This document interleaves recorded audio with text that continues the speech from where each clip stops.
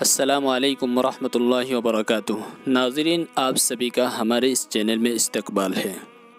ناظرین، ہر مسلمان جمعہ کی نماز تو پڑھتا ہی ہے کیونکہ یہ ان کا فریضہ ہے، مگر جمعے کے کچھ آداب ہے جن کو اگر آپ ادا کریں گے تو جمعے کی نماز پڑھنے کی ایک الگ ہی فضیلت ملے گی۔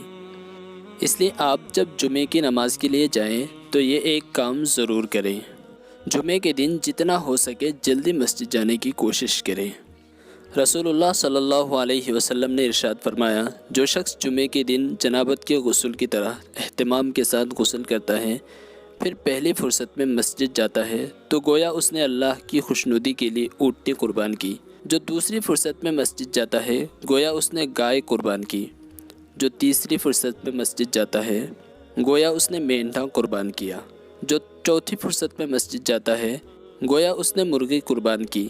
جو پانچویں فرصت میں جاتا ہے گویا اس نے انڈے سے خدا کی خوشنودی حاصل کی۔ پھر جب امام خطبے کے لیے نکل آتا ہے تو فرشتے خطبے میں شریک ہو کر خطبہ سننے لگتے ہیں، مگر یہ گھڑی کس وقت سے شروع ہوتی ہے علماء کی چند مختلف آراء ہے، مگر خلاصہ کلام یہ ہے کہ حتی الامکان مسجد جلدی پہنچنا چاہیے۔ اگر زیادہ جلدی نہ جا سکے تو کم از کم خطبہ شروع ہونے سے کچھ وقت قبل ضرور مسجد پہنچنا چاہیے۔